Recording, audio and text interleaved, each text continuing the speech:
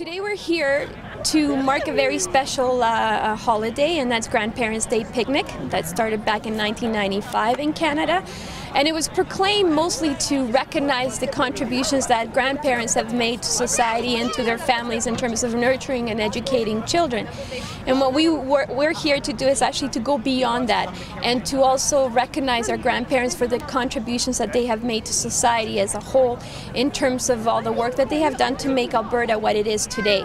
Another great turnout at Grandparents' Day Picnic. It's great to see, despite the weather being a little threatening, but I think it shows how important issues around seniors care is. You know, we had a lot of seniors here enjoying the food, and we were thanking them. We were thanking them for their contributions to society, a society which is under threat, and we as a union need to stand up and defend because the whole issue around seniors care is going to grow down the road, and everybody knows AUP is front and center of that struggle, trying to make sure those services are there when they're needed.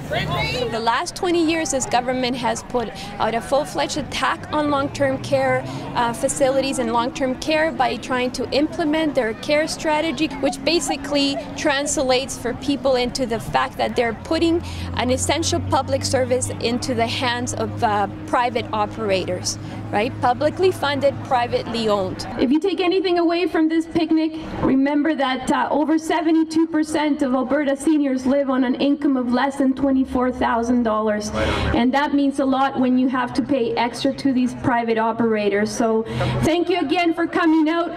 Thank you again to the Women's Committee for such an awesome job, and thank you to the volunteers that made this possible, and hopefully next year we will be here just to celebrate what being a grandparent means. Thank you again.